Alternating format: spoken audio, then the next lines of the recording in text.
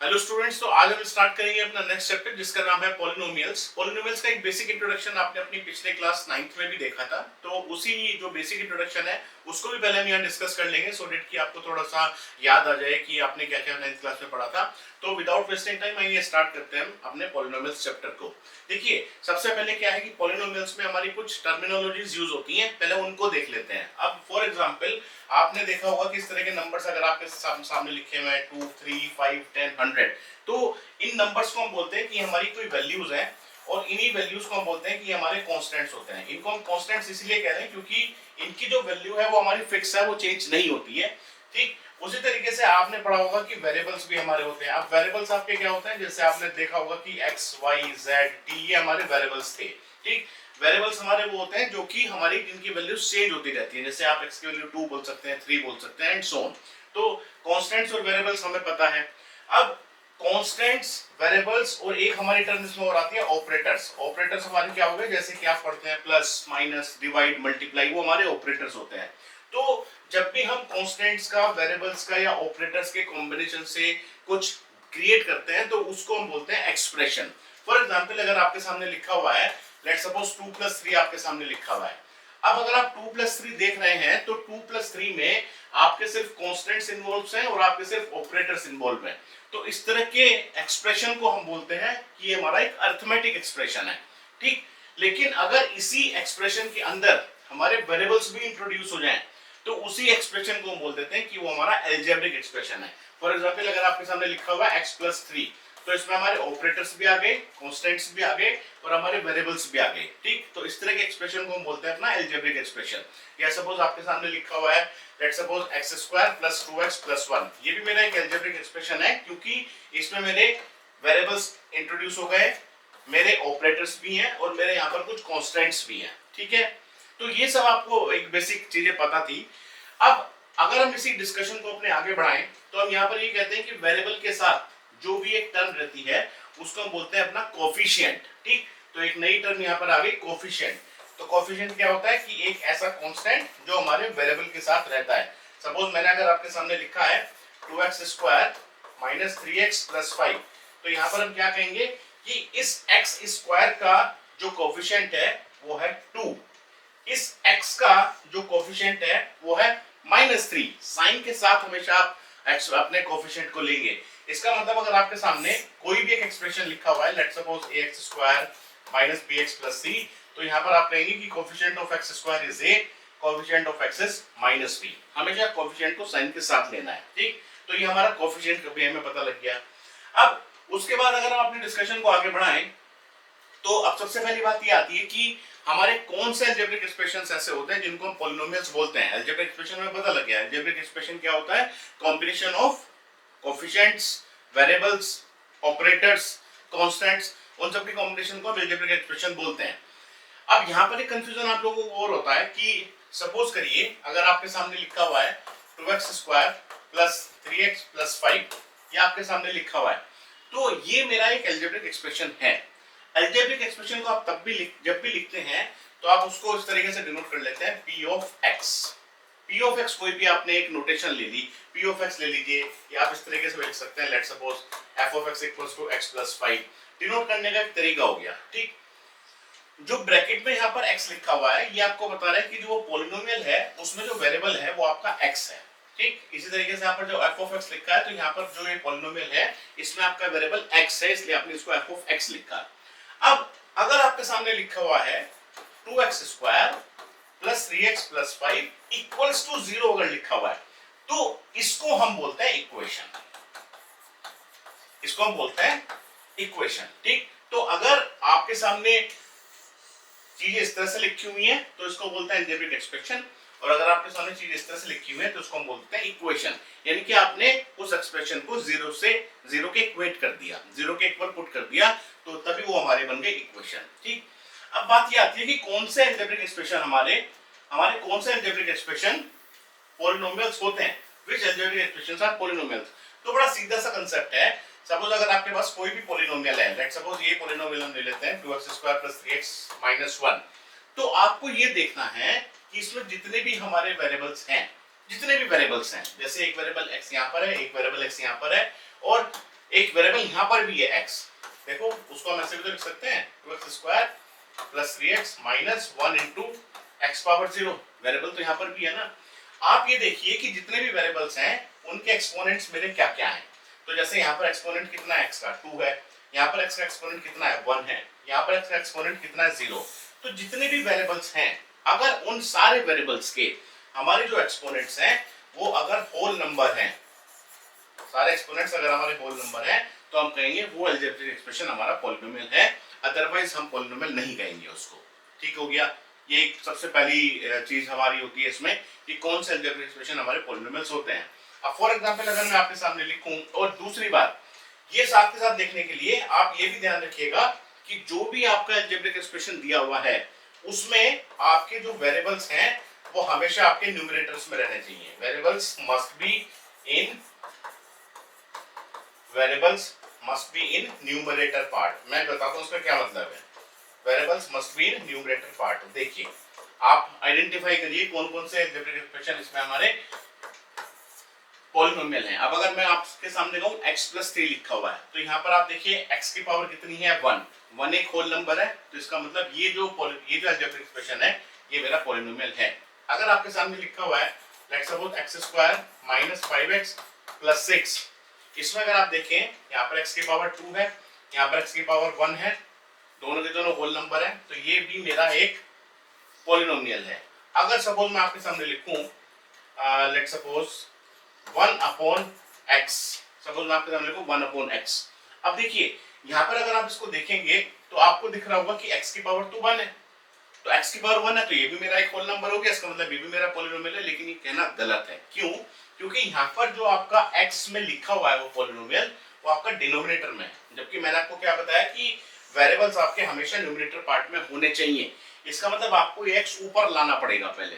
अब अगर आप इस x को ऊपर लेकर आएंगे तो कितना हो जाएगा आपका, ये आपका लिखा हुआ है 1 अपॉन x की पावर 1 ही लिखा हुआ है। अब अगर आप इसको ऊपर लेकर आएंगे तो आपका क्या हो जाएगा x की पावर -1। अब ये x की पावर -1 हो गया।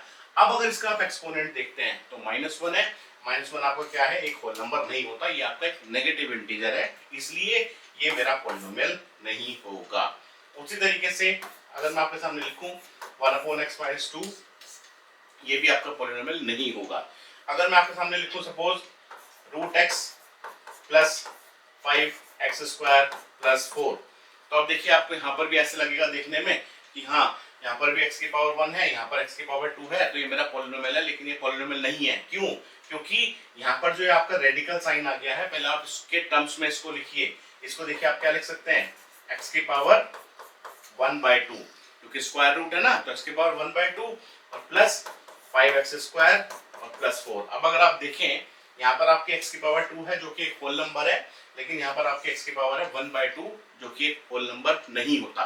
ठीक, तो इसलिए ये भी मेरा पॉलिनोमियल नहीं है। तो सबसे पहले आपको जो भी अगर एक्सप्रेशन दिया है, आप सबसे पहले ये देख लीजिए कि उसमें जितने भी हमारे वेरिएबल्स हैं, हर एक वेरिएबल की जो पावर है वो हमारा एक होल नंबर होना चाहिए। अब फॉर एग्जांपल अगर मैं आपके सामने लिखूं √(x² प्लस √5x प्लस 1, आपको ये आपसे कहे कि बताइए आपका ये पॉलिनोमियल है या नहीं है। तो सबसे पहले ये जो रेडिकल साइन है इसको सोल्व करके देख लें, इसको पहले अपनी स्टैंडर्ड फॉर्म में ले आए बिल्कुल। अब अगर आप इसको सोल्व करेंगे तो क्या होगा, x² की पावर स्क्वायर रूट है, स्क्वायर रूट का पावर हो गया 1/2, फिर आपका हो गया √5, ये आपका हो गया x प्लस 1। देखो इसको मैंने कुछ नहीं किया क्योंकि तो √5 है ना, x से तो कोई लेने देना है नहीं इसका। ये कितना हो गया, जब आप इसको करेंगे x की पावर 2 × 1/2, ये आपने भी पहले चैप्टर में पढ़ा है पूरा रेशनल नंबर्स में। ये 2 से 2 कैंसिल हो गया तो कितना बचा, x की पावर 1 बच गया। ये कितना हो गया √5x प्लस 1, ये आपका कितना हो गया, x कॉमन निकालेंगे तो 1 प्लस √5 इंटू x प्लस 1। अब अगर आप यहाँ देखेंगे तो x की पावर 1 है, होल नंबर है, यहाँ पर x की पावर 0 है, होल नंबर है, तो मेरा ये एक पॉलिनोमियल है। तो कोई भी अलजेब्रिक एक्सप्रेशन मेरा पॉलिनोमियल है या नहीं है वो इसी तरीके से आपको चेक करना है। ये भी हमारा 9th क्लास का ही पार्ट था, तो मैंने आपको एक बार रिवाइज करा दिया। आगे चलते हैं। अब नेक्स्ट हमारी आती है कि पॉलिनोमियल्स को डिफाइन कैसे करें। ये भी आपने 9th क्लास में पढ़ा है, लेकिन बड़ा क्विकली एक बार इसको रिवाइज कर लेते हैं। तो पॉलिनोमियल्स को हम पढ़ते हैं based on degree and based on terms. कैसे, क्या मतलब है बता देता हूं। सपोज करिए अगर आपके पास, हम अभी जो बात कर रहे हैं लेट्स सपोज पॉलिनोमियल की, हम उसको ये कह रहे हैं कि लेट्स सपोज एक तो हो गया बेस्ड ऑन वेरिएबल्स, एक सपोज हम पढ़ लेते हैं बेस्ड ऑन टर्म्स, और एक सपोज हम पढ़ लेते हैं बेस्ड ऑन डिग्रीज। इन तीन तरीके से हम अपने पॉलिनोमियल्स को पढ़ लेते हैं। देखो, जो आपने 9th क्लास में पढ़ा है या जो आप अभी 10th क्लास में पढ़ेंगे पॉलिनोमियल्स, वहां पर हम पॉलिनोमियल सिर्फ वन वेरिएबल में ही पढ़ेंगे, वो एक ही वेरिएबल में होगा। इसका मतलब ये है कि उस पॉलिनोमियल में जितने वेरिएबल्स हैं सारे सेम है। अगर x है तो सारे x हैं, y है तो सारे y हैं, t है तो सारे t हैं, z है तो सारे z हैं। पॉलिनोमियल्स इन वन वेरिएबल हम पढ़ेंगे। तो जो वेरिएबल्स की हम बात कर रहे हैं वो वही कह रहे हैं कि polynomials in one variable. For example, अगर आपके सामने लिखा हुआ है let's suppose p of x equals to x plus 5, तो ये मेरा एक पॉलिनोमियल है वन वेरिएबल में, क्योंकि सिर्फ एक वेरिएबल यहाँ पर है x। उसी तरीके से सपोज अगर आपके सामने लिखा है p of x equals to let's suppose 3x square minus 6x plus 1, ये भी पॉलिनोमियल इन वन वेरिएबल है, क्योंकि यहाँ पर भी सिर्फ आपका एक ही वेरिएबल है x। लेकिन इसके बाद जब आप हायर क्लासेस में जाएंगे तो वहां पर आपको एक से ज्यादा वेरिएबल्स में पॉलिनोमियल्स को पढ़ना पड़ेगा, जैसे polynomial in two variables, polynomial in three variables. ठीक है, तो वो हम अभी हमारा कंसर्न नहीं है, लेकिन फिर भी लिखने का उसका तरीका क्या रहता है, जैसे कि सपोज करिए अगर आपका कोई पॉलिनोमियल इस तरह से लिखा हुआ है x square plus y square plus 2xy, ठीक है, जो आपका फॉर्मूला भी होता है a प्लस बी का स्क्वायर क्या होता है a square plus b square plus 2ab, उसमें भी तो आपके दो वेरिएबल्स हैं a और b, या x square plus y square plus 2xy, दो वेरिएबल्स है ना। तो इस तरह के पॉलिनोमियल्स को आप जब भी लिखते हैं इस तरह से लिखते हैं p x, y equals to this. ठीक, खाली ये नोट करने का मतलब डिनोट करने का तरीका है ये कि ये हमारा पॉलिनोमियल हो गया टू वेरिएबल्स में x और y। इस तरीके से 3 में भी हो सकता है, 4 में भी हो सकता है, n वेरिएबल्स में भी हो सकता है। लेकिन यहाँ पर जो हम डिस्कशन करेंगे वो पढ़ेंगे सिर्फ पॉलिनोमियल्स इन वन वेरिएबल, इसलिए मैंने यहाँ लिखा पॉलिनोमियल्स इन वन वेरिएबल की बात कर रहे हैं। अब जो हम पॉलिनोमियल्स को देखेंगे वो देखेंगे based on degree and based on terms only. ठीक है, सबसे पहले टर्म्स की बात कर लेते हैं। अब अगर टर्म्स की बात करते हैं तो सीधा सीधी सी बात ये हो गई कि जो भी आपके सामने पॉलिनोमियल है let's suppose ax square plus bx plus c, तो जो भी कॉम्बिनेशंस हम लिखते हैं कोएफिशिएंट्स का और वेरिएबल्स का, एक कॉम्बिनेशन ये है, एक कॉम्बिनेशन ये है, एक कॉम्बिनेशन ये है, इसी कॉम्बिनेशन को हम बोलते हैं आपकी टर्म। तो ये एक टर्म है, ये दूसरी टर्म है, ये तीसरी टर्म है, ये हमारी टर्म्स होती हैं। ठीक है, अब अगर किसी भी पॉलिनोमियल में हमारी जो टोटल टर्म्स हैं, अगर टर्म मेरी एक है तो उसको हम बोलते हैं, अगर टर्म की वैल्यू मेरी 1 है तो उसको हम बोलते हैं मोनोमियल। ठीक है, अगर मेरी जो टर्म है वो 2 है तो उसको हम बोलते हैं बाइनोमियल, और अगर मेरी 3 टर्म्स हैं तो उसको हम बोल देते हैं ट्राइनोमियल। ठीक हो गया, बिल्कुल। एग्जांपल देख लेते हैं। सपोज आपके सामने लिखा हुआ है y equals to x cube, या f of x equals to x cube लिखा है। सपोज आपके सामने लिखा है f of x equals to x cube लिखा है, तो आप यहाँ देखिए इस पॉलिनोमियल में टोटल कितने टर्म्स हैं, सिर्फ एक टर्म है इसमें, तो ये मेरा क्या हो गया, मोनोमियल हो गया। उसी तरीके से अगर मैं बाइनोमियल का एग्जांपल लिखूं तो देखिए मैंने लिखा f of x equals to let's suppose x plus 4, कितने टर्म्स हैं, दो टर्म्स हैं, एक टर्म ये है, एक टर्म ये है, तो ये मेरा क्या हो गया, बाइनोमियल। और ट्राइनोमियल क्या होता है, जिसमें मेरी 3 टर्म्स होती हैं। फॉर एग्जांपल अगर आपके सामने लिखा है f of x equals to 2x square let's suppose minus 3x minus 4, इसमें टोटल कितने टर्म्स हैं, एक टर्म, दो टर्म, 3 टर्म्स, तो ये मेरा क्या हो गया, ट्राइनोमियल। ये सब 9th क्लास का पार्ट चल रहा है, मैं बड़ा क्विक रिवीजन आपको करा रहा हूँ। ठीक, हालांकि इसके अलावा कुछ और है भी नहीं 10th में, तो ये हमें समझ में आ गया बेस्ड ऑन टर्म्स। इसी तरीके से अब जो दूसरा कैटेगराइजेशन इसका किया गया वो किया गया बेस्ड ऑन डिग्रीज। तो डिग्रीज का मतलब क्या होता है कि जो भी आपको पॉलिनोमियल दिया है, लेट्स सपोज अगर यही पॉलिनोमियल है f of x equals to 2x square minus 3x minus 4, सबसे पहले तो कंडीशन यही है कि वो जो अलजेब्रिक एक्सप्रेशन है वो एक पॉलिनोमियल होना चाहिए। तो हम ये एज्यूम अप कर रहे हैं कि जितने भी हम ये टर्म्स एक्सप्रेशंस लिखेंगे वो सारे पॉलिनोमियल होंगे। ठीक है, अब आपको क्या करना है कि जितने भी इसमें वेरिएबल्स हैं, जैसे यहाँ पर एक वेरिएबल ये है, एक वेरिएबल ये है, यहाँ पर भी वेरिएबल है लेकिन उसकी पावर 0 है। ठीक, तो आपको इनकी पावर्स देखनी है। जैसे यहाँ पर x की पावर कितनी है 2, यहाँ पर x की पावर कितनी है 1। जो हाईएस्ट पावर होगी उस एक्सप्रेशन में वेरिएबल की, वो हाईएस्ट पावर हमारी उस पॉलिनोमियल की डिग्री बन जाती है। तो highest power of the variable is the degree of that polynomial, ये आपको याद रखना है। तो इसका मतलब इस पॉलिनोमियल की जो डिग्री हो गई वो 2 हो गई। ठीक है, इसी तरीके से अगर मैं इस पॉलिनोमियल की बात करूं f of x equals to x cube, तो यहाँ पर सिर्फ एक ही वेरिएबल है मेरा x और सिर्फ एक ही उसकी पावर है 3। हाईएस्ट पावर भी पॉलिनोमियल की मेरी 3 है, इसीलिए इस पॉलिनोमियल की जो डिग्री हो गई वो मेरी हो गई 3। ठीक है, इसी तरीके से डिग्री 1 भी हो सकती है, डिग्री 0 भी हो सकती है, कोई भी डिग्री आपकी हो सकती है। अब सपोज इसी को डिस्कशन को थोड़ा सा अगर हम आगे बढ़ाएं, लेट्स सपोज मैं आपसे कह रहा हूं कि आपके सामने लिखा हुआ है f of x equals to let's suppose 2 लिखा है, लिख सकता हूं ना f of x equals to 2। क्यों? क्योंकि मैं अब आप कहेंगे कि आपने x क्यों लिखा है, तो इसमें ही नहीं, तो मैं देखो ये भी लिख सकता हूं 2 into x की पावर 0, एक ही तो बात है। तो आप खाली 2 लिख लें, 5 लिख लें, 100 लिख लें, कुछ भी लिख लें आप। तो इस तरह के जो मेरे पॉलिनोमियल्स होते हैं, ये भी तो एक एक्सप्रेशन ही है, ये भी एक अलजेब्रिक एक्सप्रेशन ही है, क्योंकि इसमें ये एज्यूम मैं कर रहा हूं कि x की पावर 0 है। तो जो इस तरह के मेरे पॉलिनोमियल्स होते हैं उनको हम बोलते हैं कांस्टेंट पॉलिनोमियल्स। क्यों बोलते हैं कांस्टेंट पॉलिनोमियल्स? क्योंकि इन पॉलिनोमियल्स की वैल्यू कभी भी चेंज नहीं होगी। आप चाहे x की कोई भी वैल्यू रख लें, इसकी वैल्यू हमेशा यही आएगी। जैसे आपने लिखा f of x equals to 2 into x की पावर 0, आप x की कोई भी वैल्यू रख लीजिए। सपोज आपने x की वैल्यू 1 रखी, तो आपने कहा f of 1 equals to 2 into 1 की पावर 0, तो 1 की पावर 0 भी 1 हो गया, वैल्यू क्या आ गई 2। आप x की वैल्यू 2 रख लीजिए, तो 2 into 2 की पावर 0 रखेंगे, 2 की पावर 0 फिर से 1 आएगा, वैल्यू फाइनल क्या हो जाएगी 2। तो जब पॉलिनोमियल की वैल्यू मेरी चेंज ही ना हो, चाहे मैं x की कोई भी वैल्यू रख लूं, तो उस तरह के पॉलिनोमियल्स को हम बोलते हैं अपने कांस्टेंट पॉलिनोमियल्स। ठीक हो गया, बिल्कुल कोई डाउट नहीं है। और ध्यान दीजिए कि जितने भी मेरे कांस्टेंट पॉलिनोमियल्स होंगे, उन पॉलिनोमियल्स की जो डिग्री होगी वो होगी हमेशा 0। जितने भी मेरे कांस्टेंट पॉलिनोमियल होंगे उनकी डिग्री हमेशा 0 ही तो होगी, क्योंकि कांस्टेंट पॉलिनोमियल यही तो हो गया f of x equals to 2, या उसके बाद मैंने क्या लगा दिया, x की पावर 0 लगा दिया। तो हाईएस्ट पावर कितनी है मेरी उस वेरिएबल की, 0 है, तो इसलिए कांस्टेंट पॉलिनोमियल की डिग्री हमेशा 0 होगी। क्लियर हो गया? अब यहाँ पर एक क्वेश्चन और आता है कि अगर आपके सामने कोई पॉलिनोमियल लिखा हुआ है f of x equals to 0, ये क्या होगा, f of x equals to 0 क्या होगा? तो देखो f of x equals to 0 है, वैल्यू हमेशा इसकी फिक्स है, वैल्यू कांस्टेंट है, 0 है, तो ये मेरा एक कांस्टेंट पॉलिनोमियल है। लेकिन अगर एक ऐसा कांस्टेंट पॉलिनोमियल जिसकी वैल्यू हमेशा 0 हो, उस पॉलिनोमियल को हम जीरो पॉलिनोमियल भी कहते हैं। तो ये जो पॉलिनोमियल है इसको हम अपना जीरो पॉलिनोमियल भी बोलते हैं, this is my zero polynomial. ठीक है, अब आपसे कोई पूछे कि जीरो पॉलिनोमियल की डिग्री क्या होगी, तो सपोज आपने लिखा f of x equals to 0, आपने लिखा f of x equals to 0।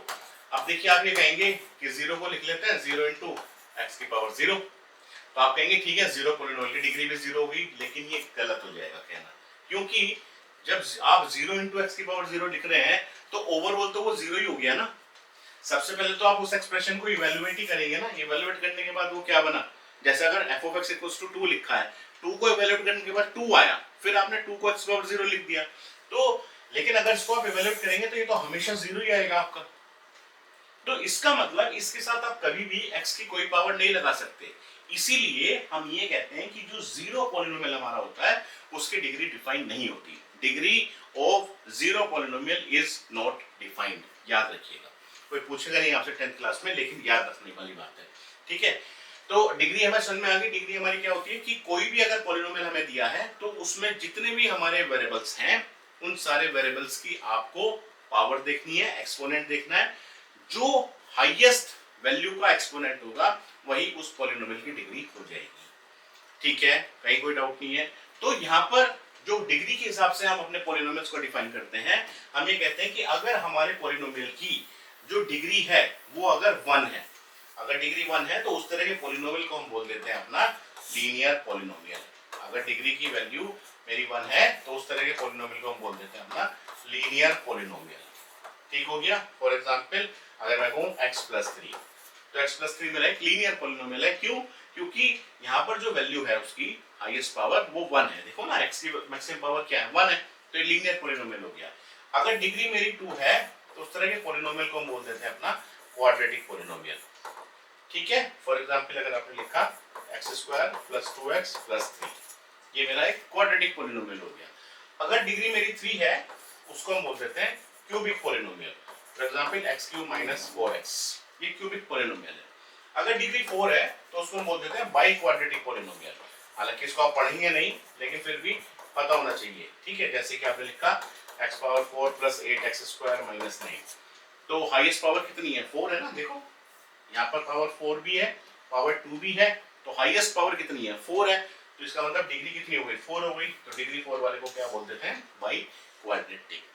तो मेनली हम अपने पॉलिनोमियल्स को दो तरीके से डिफाइन करते हैं, बेस्ड ऑन टर्म्स और based on degrees. I think ये आपको क्लियर हो गया होगा। अब फटाफट से अगर कोई डाउट अगर है तो एक दो एग्जांपल्स देख लेते हैं, सो दैट आपको बिल्कुल क्लियर हो जाएगा।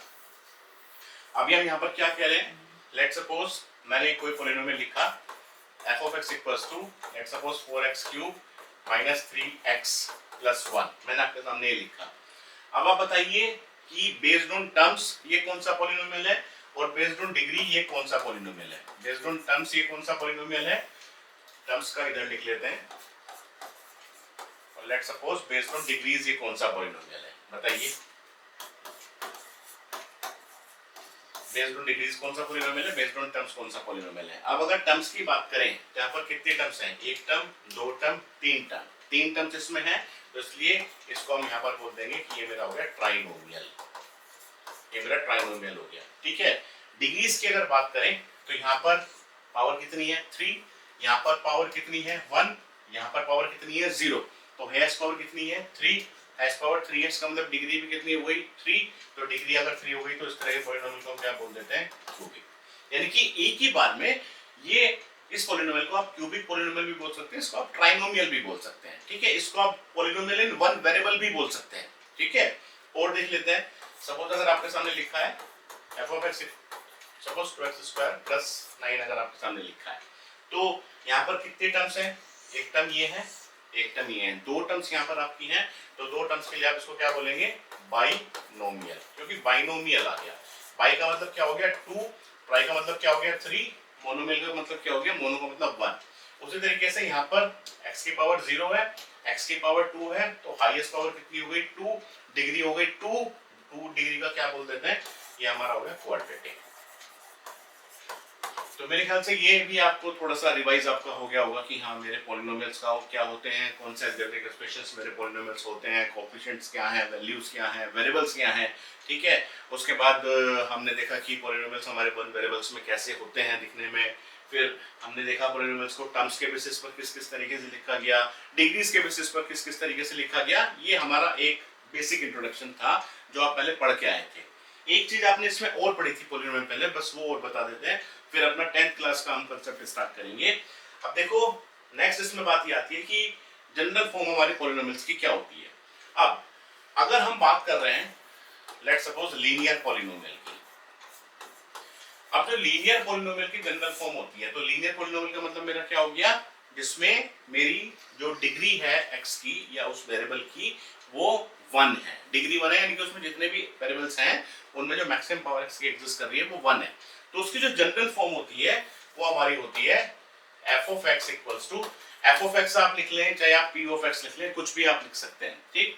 तो f of x equals to या फिर लिख दिया ax plus b where a does not equals to 0, जहां पर a और b आपके रियल नंबर्स हैं और a आपका 0 नहीं होगा। ध्यान रखना a 0 नहीं होगा, क्योंकि अगर a 0 हो जाएगा तो खाली b बचेगा, खाली b बच गया तो b के साथ आपका क्या है, b के साथ तो खाली x की पावर 0 है, x की पावर 0 है, तो उस केस में मेरी हाईएस्ट पावर कितनी हो गई वेरिएबल की 0, तो उसकी डिग्री 1 नहीं रही ना।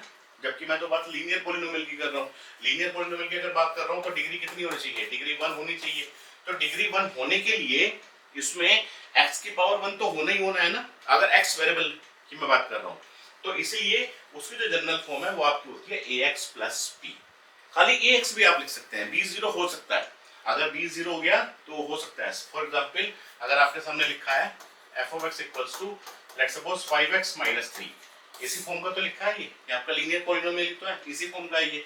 अब अगर आप इसको इससे कंपेयर करें तो a की वैल्यू कितनी हो गई आपकी 5 और आपकी b की वैल्यू कितनी हो गई -3, यही तो हो गया। तो इस फॉर्म का जो पॉलिनोमियल होगा वो हमेशा मेरा लीनियर पॉलिनोमियल होगा। या अगर आपके सामने लिखा है let's suppose f of x equals to let's suppose 4x लिखा हुआ है, लीनियर पॉलिनोमियल है, क्योंकि इस पॉलिनोमियल में जो a की वैल्यू है वो 4 हो गई और b की वैल्यू क्या हो गई 0, क्योंकि दिया ही नहीं है। इसका मतलब इसको आप ऐसे तो लिख सकते हैं 4x + 0 या 4x - 0, तो b की वैल्यू 0 हो गई। तो जो मेरी जनरल फॉर्म हो गई पॉलिनोमियल में, लीनियर पॉलिनोमियल की, वो होती है ax + b। उसी तरीके से जब हम थोड़ा सा और आगे चलते हैं, अगर हम अपना डिग्री 2 वाले पॉलिनोमियल की बात करें, डिग्री 2 का जो पॉलिनोमियल होता है उसको हम क्या बोलते हैं, उसका बोलते हैं अपना क्वाड्रेटिक पॉलिनोमियल। ठीक है, तो क्वाड्रेटिक पॉलिनोमियल की जो मेरी जनरल फॉर्म होती है उसको हम लिखते हैं f(x) = ax² + bx + c and a does not equal to 0। वो दोनों में रहेगा, इसमें भी था a does not equal to 0, इसमें भी a does not 0। क्योंकि अगर डिग्री 2 है तो डिग्री 2 का मतलब क्या है कि उसमें आपका x की पावर 2 मैक्सिमम होनी ही चाहिए। अगर आपका यहाँ पर a 0 हो गया तो आपकी तो ये टर्म चली जाएगी, ये टर्म चली जाएगी, तो x की मैक्सिमम पावर 1 बचेगी, फिर तो वो लीनियर बन गया ना आपका। तो क्वाड्रेटिक होने के लिए x² उसमें होना चाहिए। अब जैसे आपने कुछ फॉर्म्स इस तरह की पहले पढ़ी हैं, लेट्स सपोज 2x² - 9, ये एक आपका क्वाड्रेटिक पॉलिनोमियल है, क्योंकि अगर इसको इससे कंपेयर आप करेंगे तो a की वैल्यू तो 2 हो गई आपकी, c की वैल्यू आपकी आ गई -9 और b की वैल्यू 0 हो गई। क्यों? क्योंकि इसमें आपका कोई x का कोएफिशिएंट है ही नहीं। ठीक, तो देखो जब भी आप x की वैल्यू 1 की बात कर रहे हैं तो लीनियर हो गया, या डिग्री 1 की बात कर रहे हैं, जब डिग्री 2 हो गई तो अपने क्वाड्रेटिक हो गया। तो जनरल फॉर्म भी आप जब लिख रहे हैं तो इस तरीके से लिखते हैं कि भाई पहले डिग्री 2 का आ गया, फिर डिग्री 1 का आ गया, फिर कांस्टेंट टर्म आ गई। जब आपने डिग्री 1 का लिखा था तो पहले एक डिग्री 1 मतलब पावर 1 का आ गया, फिर कांस्टेंट आ गया। इसी तरीके से अगर आप डिग्री 3 की बात करते हैं तो उसको हम क्या बोलते हैं, आपका क्यूबिक पॉलिनोमियल। अब अगर क्यूबिक पॉलिनोमियल का अगर आप जनरल टर्म लिखें तो देखो क्यूबिक है, डिग्री 3 है, इसका मतलब पहले एक 3 की पावर वाला वेरिएबल होगा, फिर 2 की पावर वाला होगा, फिर 1 की पावर वाला होगा, फिर एक कांस्टेंट होगा, यानी कि एक 0 वाला होगा, यही तो होगा। तो अगर इसके जनरल टर्म आप लिखें खुद से तो इसका मतलब कुछ ऐसा होगा कि भाई एक x³ होगा, फिर एक x² होगा, फिर एक x की पावर 1 होगा और फिर एक x की पावर 0 होगा, यानी कि कोई कांस्टेंट होगा। ठीक, और यहाँ पर आपने कांस्टेंट लगा दिया, let's suppose a, b, c और d, ये बन गया जनरल फॉर्म। ठीक है, तो general form of cubic polynomial is ax³ + bx² + cx + d। a 0 नहीं होना चाहिए, मेरे ख्याल से बताने की जरूरत नहीं क्यों नहीं चाहिए, होना चाहिए, क्योंकि अगर a 0 हो जाएगा तो ये सिर्फ आपका क्वाड्रेटिक रह जाएगा। इसी तरीके से अगर आप डिग्री 4 की बात करते हैं तो मैंने आपको बताया डिग्री 4 के पॉलिनोमियल को हम क्या बोलते हैं, बाई क्वाड्रेटिक पॉलिनोमियल। तो बाई क्वाड्रेटिक पॉलिनोमियल अगर है तो उसको हम कैसे लिखेंगे, डिग्री की वैल्यू कितनी 4, कैसे लिखा जाएगा, f(x) = सबसे पहले आएगा a x की पावर 4, फिर आपको क्या जाएगा, लेट्स सपोज b x³, फिर आपका क्या आ गया c x², फिर लेट्स सपोज आपने क्या लिखा dx, लेट्स सपोज आपका e आ गया। ठीक, तो ये हमारी जनरल फॉर्म होती है किसी भी पॉलिनोमियल को लिखने की। अब आपसे अगर कोई पूछे कि मुझे तो डिग्री 10 का लिख के दिखाओ, तो आप इसी तरीके से लिख के दिखा दीजिए कि ax⁻10 then bx⁻9 then cx⁻8 up to so on, इस तरह से बढ़ाते चले जाइए।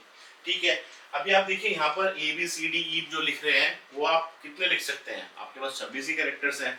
तो अगर मुझे कोई भी एक जनरल फॉर्म लिखनी है अपने पॉलिनोमियल की जिसमें मेरे पास डिग्री n है, डिग्री n है, तो उसको लिखने का क्या तरीका होता है, उसको हम ऐसे लिखते हैं f(x) = लेट्स सपोज आपने कहा डिग्री n की मैं बात कर रहा हूं आपसे, डिग्री कितनी है अब n। ठीक है, तो उसकी जो जनरल फॉर्म होती है वो आपकी होती है, सबसे पहले आप क्या लिखेंगे x की पावर n, क्योंकि डिग्री n है। उसके बाद क्या आएगा, एक कम हो जाएगी, जैसे क्यूबिक लिखा था तो पहले x की पावर 3 थी, फिर x की पावर 2 हुई, यानी कि एक कम हो गई ना, फिर 2 के बाद x की पावर 1 हुई। तो यहाँ पर अगर x की पावर n है तो फिर एक कम कर दो, इसमें एक कम करोगे तो कितना हो जाएगा, x की पावर n-1, फिर एक कम कर दो, कितना हो जाएगा, x की पावर n-2, फिर ऐसे आप चलते जाएंगे, फाइनली आपको क्या मिलेगा x, और फाइनली आपको क्या मिलेगा, एक कांस्टेंट। ठीक है, अब यहाँ पर जो आप इसके साथ कोएफिशिएंट लगाएंगे उस कोएफिशिएंट को आप इस तरह से लिख दीजिए कि लेट्स सपोज ये कोएफिशिएंट है an एक कोएफिशिएंट है, जैसे a b c d e आप ले लेते हैं, इसके साथ आप कोएफिशिएंट लिख दीजिए an-1, इसके साथ आप कोएफिशिएंट लिख दीजिए an-2, इसके साथ आप लिख दीजिए a1 और आप इसके बाद लिख दीजिए a0। ये सब मेरे कांस्टेंट्स हैं जो कोएफिशिएंट्स हैं, और बीच में आप प्लस साइन लगा दीजिए। तो ये आपकी एक जनरल फॉर्म बन गई किसी भी पॉलिनोमियल की। ठीक है, हालांकि n डिग्री का पॉलिनोमियल आप नहीं पढ़ेंगे, आप यहाँ पे जो है सिर्फ लीनियर, क्वाड्रेटिक और क्यूबिक पॉलिनोमियल तक पढ़ेंगे। ठीक है, लेकिन फिर भी जनरल फॉर्म हमारी होती है पॉलिनोमियल की। ठीक है, मेरे ख्याल से इतना कंसेप्ट भी आपको क्लियर हो गया होगा। अब जो नेक्स्ट इसमें कंसेप्ट हमारा आता है कि अगर हमें कोई भी पॉलिनोमियल दिया हुआ है और हम उसकी वैल्यू निकालना चाहें पॉलिनोमियल की, तो वो हम कैसे निकालते हैं, उसको हम बोलते हैं value of the polynomial. For example, अगर आपके पास कोई पॉलिनोमियल है, let's suppose f of x equals to 2x square minus 3x plus 6, suppose एक पॉलिनोमियल है। मैं आपसे कह रहा हूं कि find the value of this polynomial at x equals to 1, कि x इक्वल्स टू 1 पर आप इसकी वैल्यू बताइए क्या होगी। तो इसका सीधा सीधा सा मतलब ये है कि इस पॉलिनोमियल में जहां पर भी x है उसके जगह आप 1 को पुट कर दें। तो x जहां पर भी है उसके जगह 1 को पुट कर दें तो क्या हो जाएगा, f of 1 equals to 2 into 1 square minus 3 into 1 plus 6, कितना आ गया 2 माइनस 3 इंटू 1 3 और प्लस 6, 6 और प्लस 2 8, 8 माइनस 3 आपका आ गया 5। तो हम ये कहेंगे कि value of this polynomial at x equals to 1 is 5। इसको बोलते हैं वैल्यू निकालना पॉलिनोमियल की। इसी तरीके से सपोज अगर आप निकालें f ऑफ 0, तो f ऑफ 0 आपका कितना हो गया 2 into 0 square minus 3 into 0 plus 6, तो f ऑफ 0 आपका कितना हो गया, ये भी आपका 0 आ गया, ये भी 0 आ गया, आपका खाली 6 बचा। तो value of this polynomial at x equals to 0 is 6। इस तरीके से आप पॉलिनोमियल की वैल्यू निकालते हैं। ये भी क्लियर है, ये भी आपने 9th क्लास में पढ़ा था, ठीक है, ये आपने 9th क्लास में पढ़ा था। फिर इसी में एक लास्ट चीज आपने पढ़ी थी वहां पर, जिसको हम बोलते हैं zero of the polynomial. Zero of the polynomial का मतलब ये हो गया कि जब भी आप किसी पॉलिनोमियल की वैल्यू निकाल रहे हैं और अगर उस वैल्यू पर, उस x की वैल्यू पर उस पॉलिनोमियल की वैल्यू 0 हो जाए, तो x की वो वैल्यू हमारी होती है उस पॉलिनोमियल का 0। समझ में नहीं आया हुआ एकदम? मैं कह रहा हूं कि अगर आपके सामने कोई भी पॉलिनोमियल है तो उसमें आप x की ऐसी वैल्यू रखिए कि उस पॉलिनोमियल की वैल्यू 0 हो जाए। अगर उस पॉलिनोमियल की वैल्यू 0 हो गई तो जिस x पर उस पॉलिनोमियल की वैल्यू 0 हुई, वो जो x है वो x होगा 0 of the polynomial. For example, अगर आपके सामने लिखा हुआ है f of x equals to x plus 5, अब अगर मैं आपसे कहूं कि आप इसमें पुट x की वैल्यू -5 पुट करिए आप इसमें, इसका मतलब आप x इक्वल्स टू -5 पर इस पॉलिनोमियल की वैल्यू निकालिए। तो अगर आप x की वैल्यू इसमें -5 रखेंगे तो ये आपका कितना हो गया, x की वैल्यू यहाँ -5 रख दी, -5 प्लस 5 कितनी आ गई इसकी वैल्यू, इसकी वैल्यू आपकी आ गई 0। इसका मतलब इस x इक्वल्स टू -5 पर इस पॉलिनोमियल की वैल्यू कितनी हो गई, 0 हो गई। सो हम कहेंगे कि x equals to -5 is the 0 of this polynomial. Clear हो गया होगा ये भी कि 0 क्या होती है पॉलिनोमियल की। तो अगर आपको कोई भी पॉलिनोमियल दे दिया और आपको उसकी 0 निकालनी है, तो आपको सिंपली करना क्या है कि उस पॉलिनोमियल को 0 के इक्वल पुट कर दो, आपको डायरेक्टली 0 मिल जाएगी। जैसे अब आपको एक पॉलिनोमियल दिया हुआ है f of x equals to x plus 5, तो अगर आपको 0 निकालनी है तो सीधा इसको 0 के इक्वल पुट कर दो। तो आपने रख दिया x प्लस 5 इक्वल्स टू 0, तो आपको जब इसको सोल्व करेंगे तो x की वैल्यू आपको मिल गई -5। तो हम कहेंगे x equals to -5 is the 0 of this polynomial. ठीक हो गया बिल्कुल, कहीं कोई डाउट नहीं है इसमें। चलिए अब अपने डिस्कशन को हम आगे बढ़ाते हैं। ये बड़ा इंपॉर्टेंट है हमारा ग्राफ्स ऑफ पॉलिनोमियल। ठीक, अभी तक तो जो हमने पढ़ा वो एक हमारा बेसिक इंट्रोडक्शन था पॉलिनोमियल्स का, लेकिन आगे चलने के लिए उतना क्लियर होना थोड़ा जरूरी था। चलो अब ग्राफ्स की बात करते हैं। देखिए अब ग्राफ्स क्या होते हैं हमारे, पहले हम ये देख लें। तो आपने एक इस तरह का सिस्टम पढ़ा होगा जिसको हम बोलते हैं कार्टेशियन सिस्टम। ये भी आपने 9th क्लास में पढ़ा हुआ है अपना, इसको हम क्या बोलते हैं अपना कार्टेशियन सिस्टम। ठीक है, इस कार्टेशियन सिस्टम में ये हमारी होती है एक्स एक्सिस, जो हॉरिजॉन्टल एक्सिस होती है, ये हमारी होती है वाई एक्सिस, जिसको हम वर्टिकल एक्सिस भी बोलते हैं। इधर की तरफ हम एरोज लगा लेते हैं, इसको हम बोल देते हैं प्लस एक्स, इसको हम बोल देते हैं माइनस एक्स, इसको हम बोल देते हैं प्लस वाई, इसको हम बोल देते हैं माइनस वाई। ठीक है, जहां पर ये दोनों मिल रही हैं उसको हम बोलते हैं ओरिजिन, मतलब वो मेरा 0 पॉइंट है। ठीक, अब जब आप हॉरिजॉन्टल एक्सिस पर चलेंगे 0 से आगे की तरफ, तो हम जैसे ग्राफ पेपर आप लेते हैं ना, लेट्स सपोज ये पॉइंट 1 हो गया, लेट्स सपोज ये पॉइंट 2 हो गया, ये पॉइंट सपोज 3 हो गया, ये सपोज पॉइंट 4 हो गया, 5 हो गया एंड सो ऑन। तो इस तरीके से हम बना लेते हैं, स्केलिंग कर लिया हमने। उसी तरीके से इधर की तरफ आएंगे तो ये -1 हो गया, क्योंकि ये 0 से लेफ्ट की तरफ चलेंगे तो माइनस, मतलब आप इसको एज्यूम कर लीजिए नंबर लाइन है, इस पर हमने नंबर्स लिखे हैं ये, ठीक है। तो ये -1 हो गया, उसी तरीके से -2 हो गया, ये आपका -3 हो गया, ये आपका लेट्स सपोज -4 हो गया, ये सपोज -5 हो गया, ठीक। देखो बहुत डिटेल में डिस्कशन करेंगे हम आगे, कोई भी कंसेप्ट आपका ऐसा नहीं बचेगा जो आपका क्लियर ना हो, हर एक कंसेप्ट क्लियर हो जाएगा आपका। उसी तरीके से जब हम यहाँ से ऊपर की तरफ चलेंगे तो ये मेरा हो जाएगा 1, ये मेरा हो जाएगा 2, let's suppose 3, let's suppose 4, let's suppose 5। जब नीचे की तरफ आएंगे तो ये हो गया मेरा -1, -2, -3, -4, -5, और भी हो सकते हैं, चारों तरफ और भी हो सकते हैं। तो इस तरह का हमने ये एक कार्टेशियन सिस्टम ड्रॉ कर लिया। अब इस कार्टेशियन सिस्टम में जो आपका ये वाला पार्ट है, इसको हम बोलते हैं अपना first quadrant. This is our first quadrant, ठीक है। ये जो होता है, मतलब ये हम इस तरह से चलेंगे एंटी क्लॉकवाइज, ठीक। ये मेरा हो जाता है सेकेंड क्वाड्रेंट, ये हमारा हो जाता है थर्ड क्वाड्रेंट, और ये हमारा हो जाता है फोर्थ क्वाड्रेंट, ठीक है। इसमें कोई डाउट नहीं है। क्वाड्रेंट हम क्यों बोल रहे हैं, क्योंकि एक प्लेन को एक तरीके से मैंने 4 पार्ट्स में डिवाइड कर दिया, तो मेरे 4 हिस्से बन गए, इसलिए एक हिस्से को मैंने क्वाड्रेंट बोला, और मैंने इसको पहला क्वाड्रेंट बोल दिया, दूसरा हो गया, तीसरा हो गया, चौथा हो गया, ये 4 क्वाड्रेंट बन गए मेरे, ठीक है।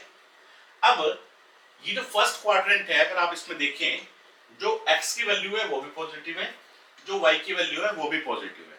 इसका मतलब इस क्वाड्रेंट में मेरा जब भी हम रिप्रेजेंट करेंगे x को, तो पॉजिटिव x आएगा और पॉजिटिव y आएगा, इसलिए इसको हम ऐसे लिखते हैं प्लस कोमा प्लस। तो प्लस कोमा प्लस का मतलब क्या हो गया कि अगर कोई भी पॉइंट आप यहाँ रिप्रेजेंट करेंगे तो उस पॉइंट को आप 2 कोऑर्डिनेट से रिप्रेजेंट करेंगे, एक x से और एक y से। इस तरीके से आप किसी भी पॉइंट को रिप्रेजेंट करेंगे x, y से, तो इस पॉइंट में जो x की वैल्यू होगी वो भी पॉजिटिव होगी, जो y की वैल्यू होगी वो भी पॉजिटिव होगी। या आप इसको ऐसे भी लिख सकते हैं, अगर डाउट हो रहा है तो, कि लीजिए ये प्लस x होगा और ये मेरा प्लस y होगा, ठीक है। इसी तरीके से अगर सेकंड क्वाड्रेंट में आपको लिखना हो, तो देखिए सेकंड क्वाड्रेंट में क्या दिख रहा है आपको, यहाँ पर x की वैल्यू तो नेगेटिव है, इस वाले में x की वैल्यू तो नेगेटिव है और y की वैल्यू मेरी पॉजिटिव है, तो यहाँ पर मेरा होगा x की वैल्यू नेगेटिव और y की वैल्यू पॉजिटिव, ठीक। थर्ड क्वाड्रेंट अगर आप देखते हैं तो x की वैल्यू भी नेगेटिव, y की वैल्यू भी नेगेटिव, तो यहाँ पर हम लिखेंगे x भी नेगेटिव और y भी नेगेटिव। और अगर आप इस फोर्थ क्वाड्रेंट की बात कर रहे हैं तो इसमें मेरा जो x है वो तो पॉजिटिव है लेकिन y नेगेटिव है, तो मेरा क्या हो गया, x तो पॉजिटिव हो गया लेकिन जो मेरा y है वो आपका हो गया नेगेटिव, ठीक। अब चाहे आप ऐसे देख लें कि भाई ये आपका पूरा x है, ये x एक्सिस है, तो ऊपर की तरफ जो मेरा y है, चाहे इधर हो चाहे इधर हो, प्लस होगा, और जो नीचे की तरफ y है वो दोनों में नेगेटिव होगा। इसी तरीके से अगर आप ऐसे देखें इसको, राइट साइड में जो मेरा x है वो प्लस होगा और जो लेफ्ट साइड है उसमें मेरा x क्या होगा, माइनस होगा, ठीक। तो ये चारों क्वाड्रेंट में हमें सबसे पहले ये बताना चाहिए कि x और y कहाँ पॉजिटिव होते हैं कहाँ नेगेटिव होते हैं। मेरे ख्याल से आपको क्लियर हो गया होगा, ठीक है। अब ग्राफ क्या होता है कि अगर आपके पास कुछ पॉइंट्स दिए हुए हैं, सपोज आपको कोई पॉइंट दिए हुए हैं, लेट सपोज इसी में मैं बता के दिखा रहा हूँ, लेट सपोज आपको एक पॉइंट दिया हुआ है 1,2, सपोज आपको दिया है 3, लेट सपोज 4, ठीक है, लेट सपोज 0,1, इस तरह के आपको कुछ पॉइंट्स दिए हैं, लेट सपोज -4, -2, इस तरह के कुछ पॉइंट्स दिए हैं। अब देखो आप 1,2 को ड्रॉ करिए सबसे पहले। 1,2 का मतलब क्या हो गया कि x की वैल्यू 1 है और y की वैल्यू 2 है। अब x की वैल्यू 1 कहाँ होगी, कि आपकी x की वैल्यू 1 है, क्योंकि x की वैल्यू ये 1 है, ये 2 है, 3 है, 4 है, 5 है। ये x की वैल्यू -1, -2, -3, -4, -5, ऐसे y की वैल्यू 1, 2, 3, 4, 5 ऐसे, और y की वैल्यू -1, -2, -3, -4, -5 ऐसे। अब यहाँ पर आपको जो पॉइंट दिया 1,2, तो 1,2 का मतलब क्या है कि ये हमारी x की वैल्यू है और ये जो 2 है ये हमारी y की वैल्यू है। तो x की वैल्यू 1 दे दी और y की वैल्यू 2 दे दी, तो x की वैल्यू 1 तो ये हो गई और y की वैल्यू 2 हो गई। इसका मतलब ये मेरा पॉइंट हो गया, यानी कि एक डिस्टेंस दूर x से और 2 डिस्टेंस दूर y से, मतलब y पर कहां से, ओरिजिन से। तो ओरिजिन से जब आप एक डिस्टेंस दूर चलेंगे तो आपको ये तो मिलेगा, और ओरिजिन से जब आप दो डिस्टेंस दूर चलेंगे y तो आपको ये तो मिलेगा, ये दोनों पॉइंट का होंगे यहाँ, इसका मतलब ये जो पॉइंट आपका हो गया दिस इज योर 1,2, ठीक है। सेकंड इसी तरीके से अगर आप बनाएं 3,4 लिखा है तो x की वैल्यू 3 तो 1 2 3 यानी कि यहाँ, और y की वैल्यू कितनी है 4 यानी कि ये वाला आपका कहीं पॉइंट हो गया, यहाँ पर ये आपका पॉइंट हो गया 3,4, ठीक है। हो सकता है बिल्कुल एग्जैक्टली ना बैठे तो हम तो अभी रफली बना रहे हैं इसको, तो x की वैल्यू 3,4 हमारा ये हो गया। इसी तरीके से आपको सपोज दिया हुआ है x की वैल्यू 0,1, इसका मतलब x की वैल्यू 0 है और y की वैल्यू 1 है यानी कि ये वाला पॉइंट हो गया, क्योंकि x की वैल्यू 0 है और y की वैल्यू 1 है। देखो जो भी आपको ग्राफ आप बनाते हैं, जो भी आपकी x एक्सिस होती है उस x एक्सिस पर हमेशा y की वैल्यू 0 मिलेगी आपको, क्योंकि इस x एक्सिस पर तो सिर्फ x एग्जिस्ट कर रहा है ना, y तो है ही नहीं, y की तो वैल्यू 0 है। उसी तरीके से अगर आप इस y एक्सिस की बात करते हैं तो इस y एक्सिस पर हमेशा आपका x की वैल्यू 0 होगी, क्योंकि ओरिजिन है ना आपका, ये x तो यही है आपका, x तो 0 ही है ना ये, ठीक है, ना इधर जा रहा मैं ना इधर जा रहा, और ये सिर्फ y है मेरा, तो इस पूरी y एक्सिस पर x की वैल्यू 0 है, y की वैल्यू चेंज हो रही है आपकी। तो यहाँ पर उसने कहा x की वैल्यू 0 y की वैल्यू 1, तो x की वैल्यू 0 का मतलब कि इस ओरिजिन से 0 दूर, तो मैं यहीं खड़ा रहा और y के लिए एक डिस्टेंस ऊपर चला गया, तो ये मेरा पॉइंट हो गया 0,1, ठीक हो गया। नेक्स्ट उसने दिया लेट्स सपोज -4 और नेक्स्ट उसने दिया -4 और -2। अब x की वैल्यू -4 का मतलब कितना हो गया -1 -2 -3 -4 ये, और y की वैल्यू -2 का मतलब कितना हो गया -1 -2 यानी कि ये वाला आपका पॉइंट हो गया, इसका मतलब ये पॉइंट हो गया, ठीक है। ये आपने सबसे पहले अपने ग्राफ पर ये कार्टेशियन प्लेन बना के ये पॉइंट्स आपने ड्रॉ कर लिए, उसके बाद फ्री हैंड से आप इनको मिला दीजिए, आपने इनको मिला दिया, हो सकता है ये स्ट्रेट लाइन हो सकता है स्ट्रेट लाइन आए, हो सकता है स्ट्रेट लाइन आए, वो शेप कोई भी हो सकती है, लेकिन हम कहते हैं कि जो भी आप फ्री हैंड से बनाते हुए बना लें, अगर आपने अगर फ्री हैंड से सारे पॉइंट्स को मिला दिया तो ये जो शेप बन के आई, ये जो बन के आई आपके सामने फिगर, इसी को हम बोलते हैं ग्राफ। ये मेरा ग्राफ हो गया, ठीक है।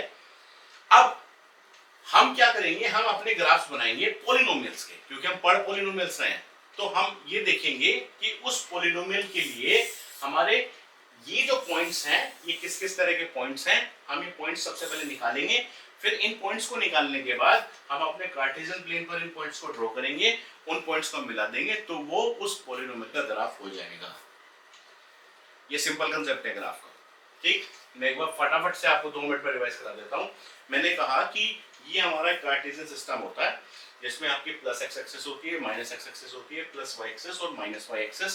इसमें हम सबसे पहले पॉइंट्स लगा लेते हैं एक स्पेसिफाई या मतलब एक फिक्स दूरी पर, मतलब आपने अगर इतनी दूरी पर ये 1 लिया है तो इधर भी आप उतनी दूरी पर 1 लें, ऐसा ना हो कि आप स्केलिंग छोटा बड़ा कर लें, वो स्केलिंग फिर आपकी सेम रहनी चाहिए, पूरी x के लिए सेम रहनी चाहिए, पूरी y के लिए सेम रहनी चाहिए। हाँ ये तो आप कर सकते हैं कि पूरी x के लिए अलग हो जाए, पूरी y के लिए अलग हो जाए, ये तो आप कर सकते हैं, ठीक, लेकिन ऐसा ना हो कि प्लस x के लिए अलग कर दे, माइनस x के लिए अलग कर दे, वो स्केलिंग आपकी सेम रहनी चाहिए। स्केलिंग का मतलब कि अगर आपने 0 से 1 के बीच में 1 सेंटीमीटर का डिस्टेंस लिया है तो 1 से 2 भी 1 सेंटीमीटर ही मानेंगे, 2 से 3 भी 1 सेंटीमीटर ही मानेंगे, -3 से -4 भी 1 सेंटीमीटर ही होगा डिस्टेंस आपका ये, ठीक।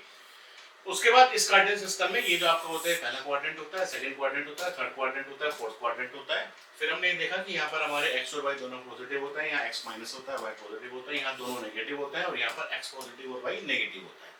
फिर हमें जितने भी पॉइंट्स दिए हैं हमने वो पॉइंट्स इसमें मेंशन कर दिए कि हाँ x कहाँ पर है, y कहाँ पर है। मेंशन करने का तरीका बिल्कुल सीधा है कि अगर सपोज आपको x की वैल्यू 1,2 दी थी तो इसका मतलब x जो है वो ओरिजिन से 1 डिस्टेंस दूर पर है और y जो है ओरिजिन से 2 डिस्टेंस दूर पर है, ठीक है।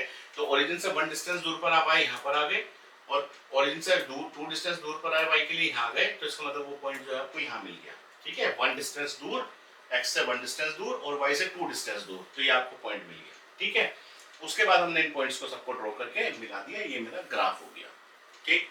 चलिए अब स्टार्ट करते हैं अपने पॉलिनोमियल्स के ग्राफ बनाना। देखो सबसे पहले हम क्या करेंगे इसमें, अब एक जो लीनियर पॉलिनोमियल है यानी कि जिसकी डिग्री 1 है, सबसे पहले हम उसके ग्राफ बनाएंगे। उसके बाद हम ये देखेंगे कि क्या हमने गेन किया इस ग्राफ को बना के। इसी तरीके से फिर हम क्वाड्रेटिक पॉलिनोमियल के ग्राफ्स बनाएंगे, उससे भी हम देखेंगे पॉलिनोमियल की जो हमने ग्राफ्स बना लिए उससे हमने क्या गेन किया। फिर इस तरीके से क्यूबिक के बनाएंगे, उसमें देखेंगे हमने क्या गेन किया।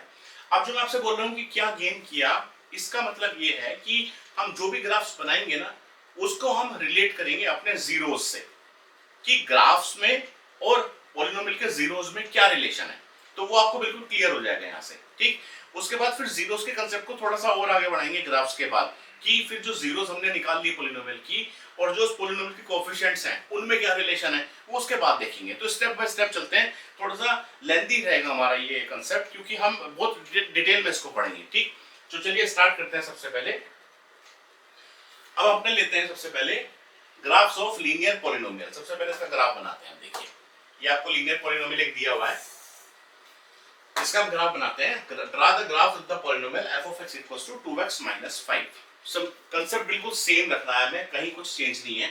पॉलिनोमियल क्या है सबसे पहले ये देख लीजिए। पॉलिनोमियल आपका है f of x equals to 2x minus 5। इधर लिख लेते हैं। पॉलिनोमियल आपका हो गया f of x equals to 2x minus 5। अब हम सीधा सीधा क्या करें कि f of x equals to 2x minus 5 है, तो हम सबसे पहले ये मान लेते हैं कि ये जो f of x है, लेट्स सपोज आपका y है, ये सपोज आपका y है। ठीक है, तो मैं क्या लिख रहा हूँ फिलहाल आपको समझाने के लिए कि इसको मैंने y मान लिया। y मैं इसलिए कह रहा हूँ क्योंकि हम जो कार्टेशियन प्लेन बनाएंगे उसमें हमारे पास x रहता है, y रहता है, तो आपको कोई कंफ्यूजन ना हो कि f of x क्या है। तो एक्चुअली में जो f of x है वही आपका y है। अब सबसे पहले आप क्या काम करिए, आप एक इस तरह से टेबल बना लीजिए।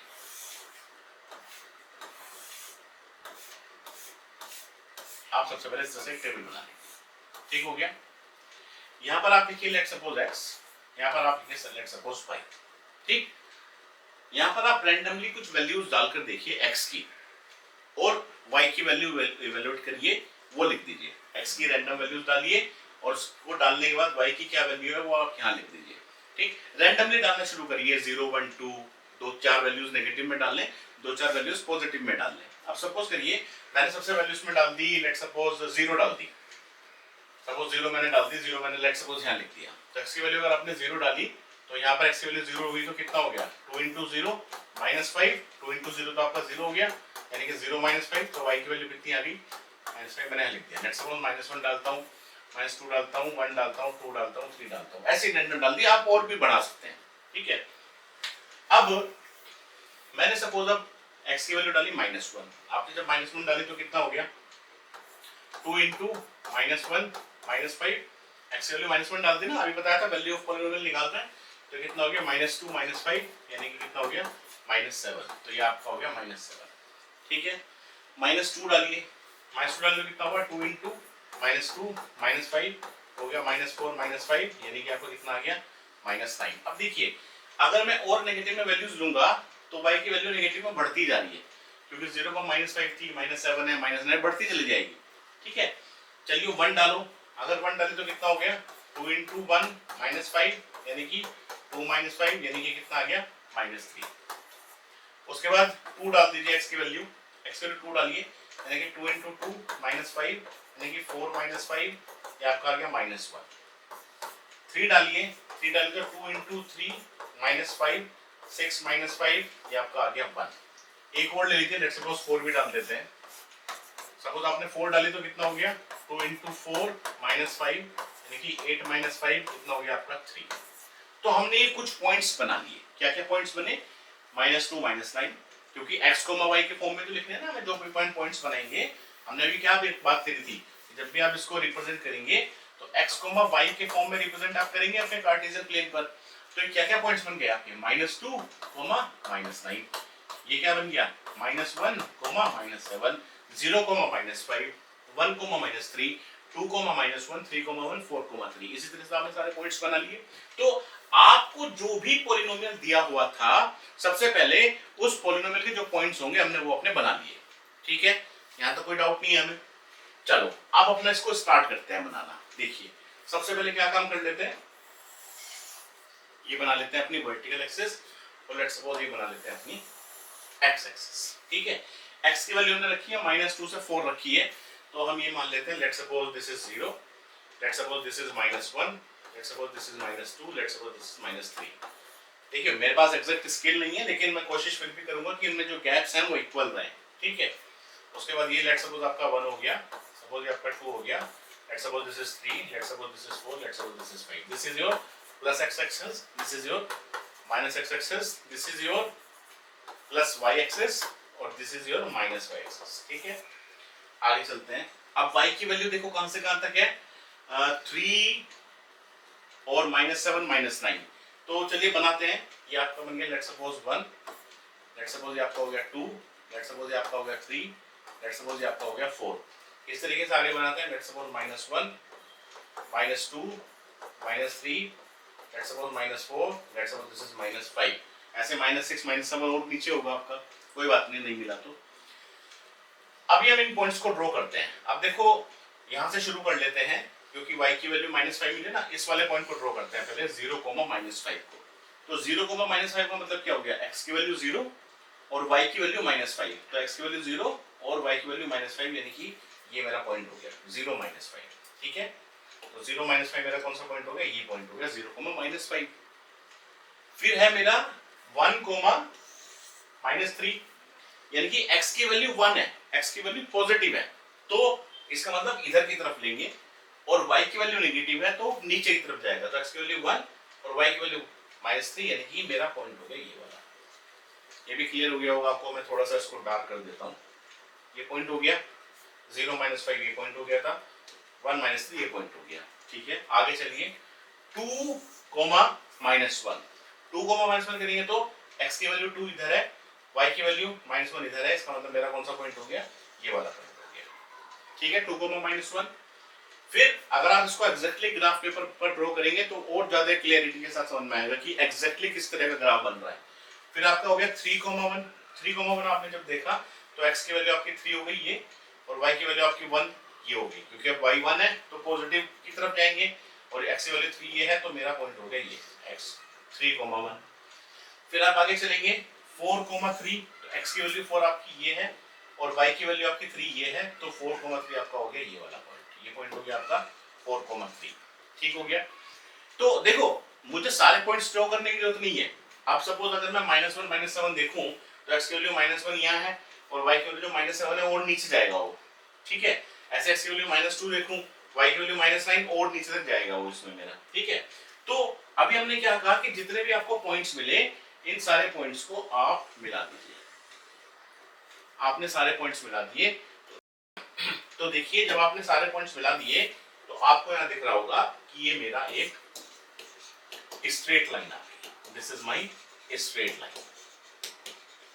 इसका मतलब लीनियर पॉलिनोमियल को जब भी आप ड्रॉ करते हैं तो आपको स्ट्रेट लाइन मिलती है। आपने पढ़ा भी है स्ट्रेट लाइन की इक्वेशन क्या होती है, y = mx + c। ये तो आपने लाइन की इक्वेशन पढ़ी है। स्ट्रेट लाइन की इक्वेशन यही तो आपकी होती है, और स्ट्रेट लाइन की इक्वेशन है क्या, एक लीनियर पॉलिनोमियल ही तो है ax + b फॉर्म का, जहां पर a और b कांस्टेंट्स हैं, रियल नंबर्स हैं। यहां पर भी आपके m और c कांस्टेंट्स ही तो हैं। ठीक है, इसलिए जो लीनियर पॉलिनोमियल आपका है वो आपको एक स्ट्रेट लाइन दे रहा है। अब आपको थोड़ा सा याद आ गया होगा कि हाँ ठीक है, यही हमने पढ़ा था, यही हमारी कंसेप्ट इसमें रहता है। अब जो मैंने आपसे कहा था कि सबसे पहले हम अपना एक ग्राफ ड्रॉ करेंगे, और ग्राफ ड्रॉ करने के बाद उससे एक रिजल्ट निकालेंगे इन टर्म्स ऑफ जीरोस। तो अब मैं आपसे कह रहा हूं कि मुझे ना इस पॉलिनोमियल का जीरो निकाल के बताइए कहां पर होगा। तो मैंने आपको ये बताया जीरो अगर आपको निकालना है तो कैसे निकालेंगे। तो जीरो निकालने का तरीका मैंने आपको बताया था। अभी हम क्या करेंगे जीरो निकालने के लिए, इसका जीरो निकालते हैं कि जो भी पॉलिनोमियल का जीरो निकालना है उस पॉलिनोमियल का जीरो के इक्वल रख दो। अब जब आपने इस पॉलिनोमियल को 2x - 5 को जीरो के इक्वल रख दिया तो क्या मिला, 2x = 5, यानी कि x की वैल्यू क्या मिल गई आपको, 5/2। 5/2 या मैं इसको सीधा सीधा क्या कह सकता हूँ, 2.5 भी तो कह सकता हूँ। दोनों वैल्यू ठीक है ना, 5/2 कह दो या 2.5 कह दो। इसका मतलब x की वैल्यू 2.5 जो है वो इस पॉलिनोमियल का जीरो है। अब अगर आप इस ग्राफ को देखें अपना, तो ये जो लाइन है आपकी, इस लाइन ने आपकी एक्स एक्सिस को कहां पर कट किया, ये लाइन है जो आपने बनाई इसके लिए, और ये आपकी एक्स एक्सिस है। इस एक्स एक्सिस को इस लाइन ने कहां कट किया, यहां पर कट किया। ठीक है, दोबारा देखिए, यहां पर कट किया ये पॉइंट क्या है, थोड़ा सा अगर आप देखेंगे तो ये 2 है, ये 3 है, तो ये पॉइंट क्या है, ये 2.5 ही तो है आपका, ये 5/2 ही तो है, पॉइंट ही है। इसका मतलब हमारे पास अगर कोई भी लाइन है और हमें उसका जीरो देखना है तो आप सिंपली ये देख लीजिए कि वो एक्स एक्सेस पर कहाँ कट कर रही है। जिस पॉइंट पर वो एक्स एक्सेस को कट करेगी वही आपका उस पॉलिनोमियल का जीरो होगा। बात खत्म। यही रिलेशन होता है कि अगर आपको डायरेक्टली वो ग्राफ दे दे और वो एक जो ग्राफ है वो एक लीनियर पॉलिनोमियल का ग्राफ है, तो आप सिंपली देख लीजिए वो कहाँ कट कर रहा है उस एक्स एक्सेस को। जहां भी कट कर रहा होगा वो उस पॉलिनोमियल का जीरो होगा। सिंपल है। तो हम इस तरह के एग्जांपल्स देखेंगे अभी आगे चल के, लेकिन यहां से एक कांसेप्ट हमें बना लेना चाहिए कि अगर हमारे पास कोई भी एक ग्राफ है, उस ग्राफ में अगर हमारी स्ट्रेट लाइन बन रही है और वो स्ट्रेट लाइन हमारी एक्स एक्सिस को एक जगह कट कर रही है, तो वही जो पॉइंट है वो उस पॉलिनोमियल का जीरो होगा। तो ये डिस्कशन हमारा हो गया लीनियर पॉलिनोमियल के ग्राफ के ऊपर। अब जो इसी लेक्चर को हम यहीं पर स्टॉप करेंगे। अभी जो नेक्स्ट लेक्चर होगा उसमें हम स्टार्ट करेंगे graphs of the quadratic polynomial. उसके बाद क्वाड्रेटिक पॉलिनोमियल ग्राफ बनाएंगे, उनका रिलेशन देखेंगे जीरो से क्या होता है। फिर ऐसे क्यूबिक पॉलिनोमियल्स के ग्राफ बनाएंगे, उसका रिलेशन देखेंगे क्या होता है। तो ये हम पढ़ेंगे अपने नेक्स्ट लेक्चर में। Thank you.